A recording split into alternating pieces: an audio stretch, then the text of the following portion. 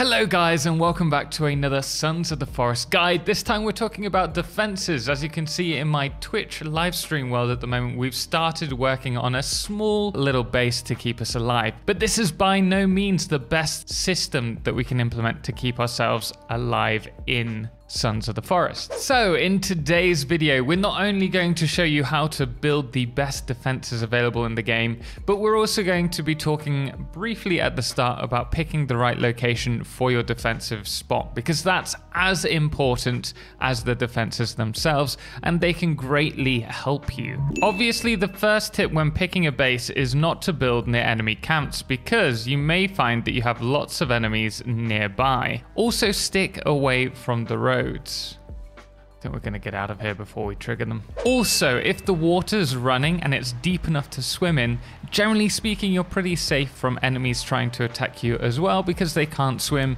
and sometimes will even drown attempting to get to you. The trick with this though is to find a spot where water continues running during the winter, such as here.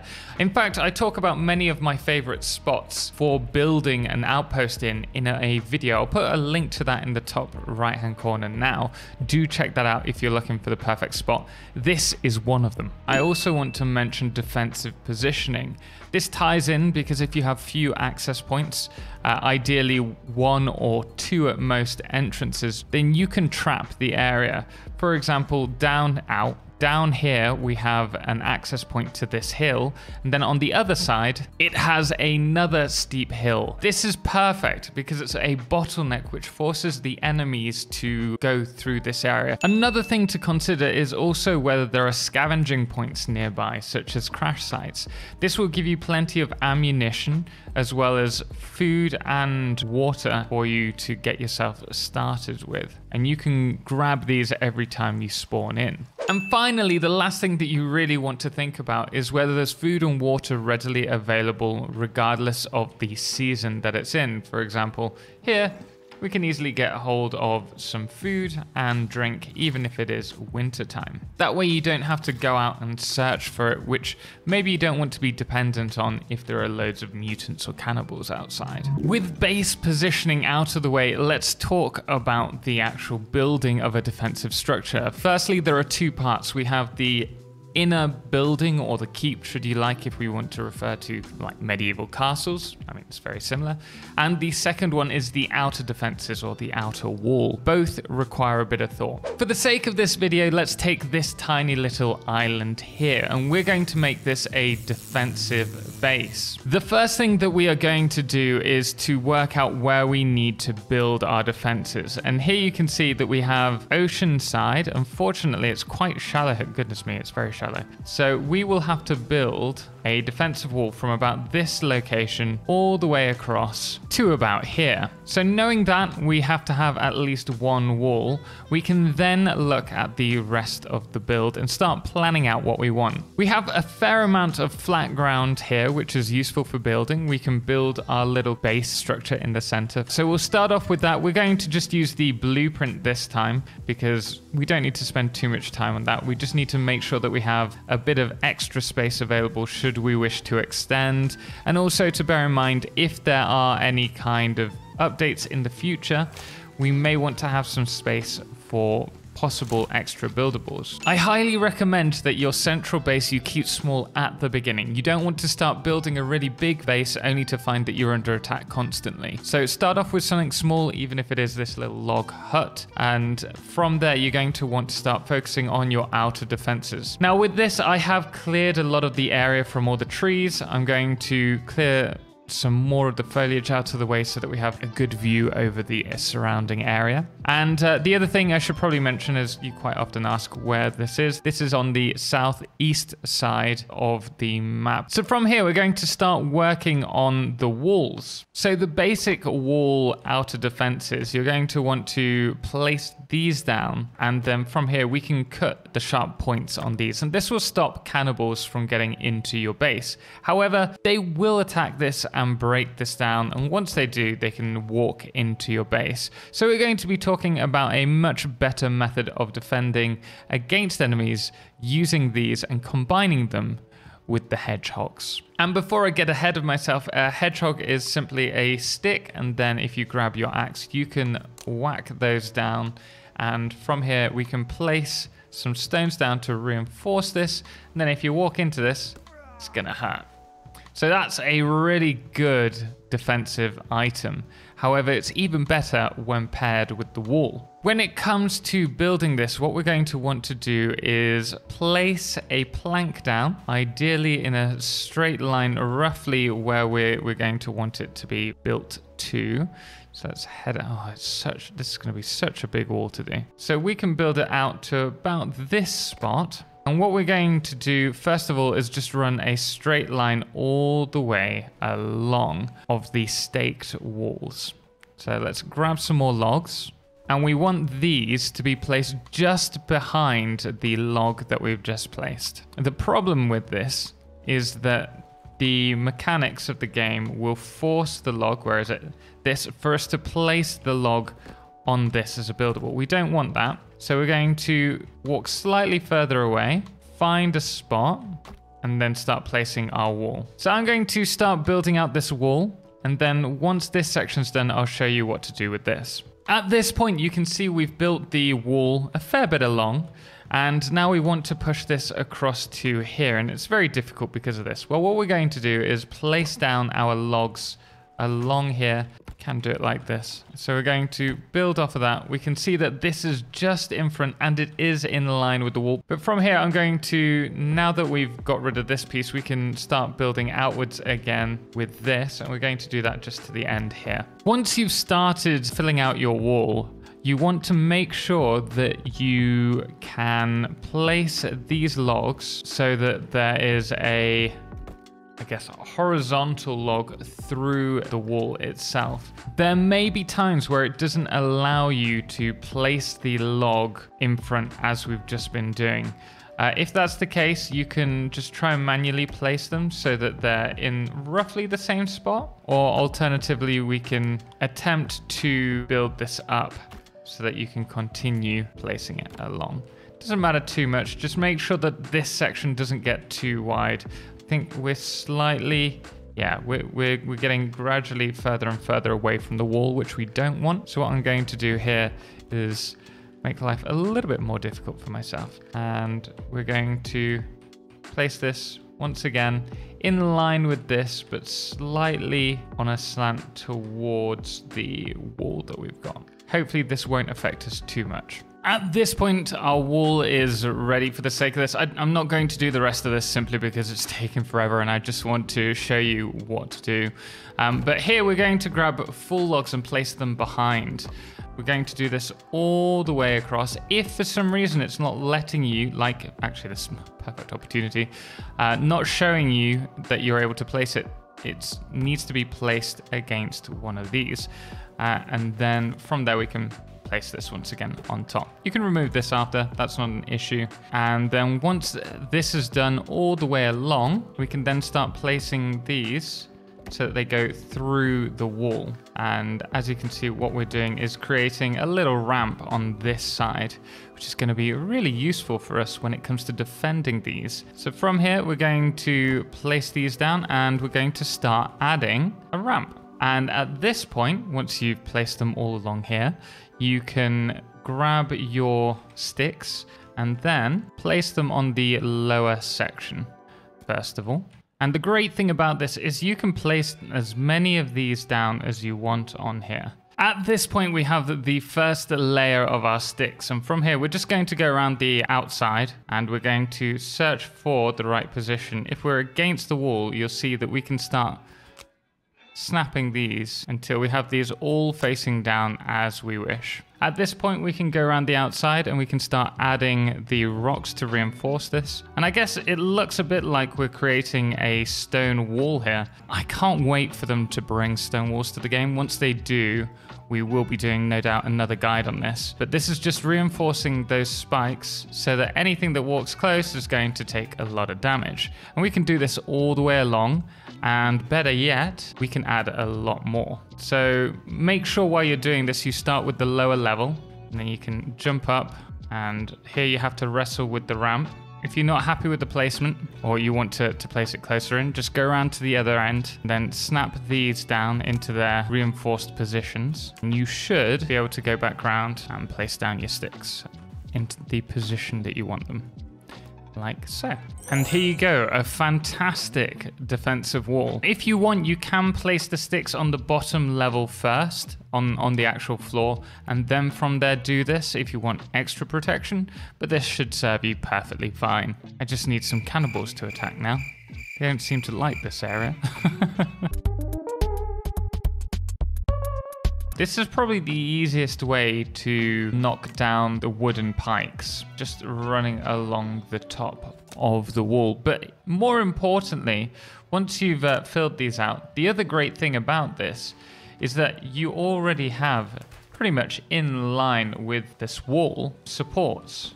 And so from here, should you wish, with this we can set up a little walkway along the wall, which will allow us to have a height advantage when we're trying to take out the enemies. So I'm going to continue doing this, and then once this section's done, I'll show you what I've done. Here you can see what we've done so far. We have the piked wall, followed by the defensive wall, which will stop anything trying to get over it. And then behind this, at the moment, we have just a little rampart for us to be able to look down on and potentially take out anything that's trying to get to us if the pikes don't work, which they shall. The next thing that we want to look at is defensive gates. Now these have recently been added, and once you've got, I think it's 4 pieces together, you can create a door, a gate. And we can do the same on this side to create a double gate. The only problem with these is that they are probably the weakest part of your build. And that's because you don't want to have any hedgehogs in front of it, because this is where you're going to be probably running back and forth from. So what I recommend here is to create a V shape of these once again. So I'm going to do that quickly. We're going to take the same kind of system here, and you'll be able to see what we've done. Here's one side of the V that we've done. You'll notice how this is really well presented. You cannot get through this. You can only go around it, which leaves us with what will be a defensive wall here for them to fight with, or to go through this one, and we will be protecting this section. However, at the moment, it's very easy for any cannibals to jump across here, which is where this comes in. So we're going to create firewood now. And the great thing about the firewood, if we can stop this,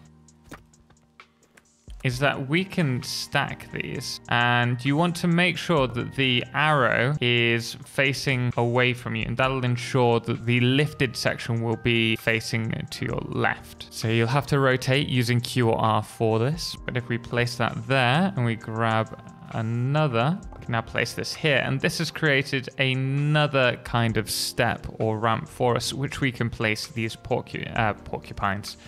I guess we should call this a porcupine rather than a hedgehog at this stage. It's a little bit more advanced. Thinking about it, doing it this way actually allows you to aggro the enemies to come attack you in this spot without actually hitting you, because the sticks are going to be forcing them away. And by the way, if you guys are finding this helpful, please do hit the thumbs up.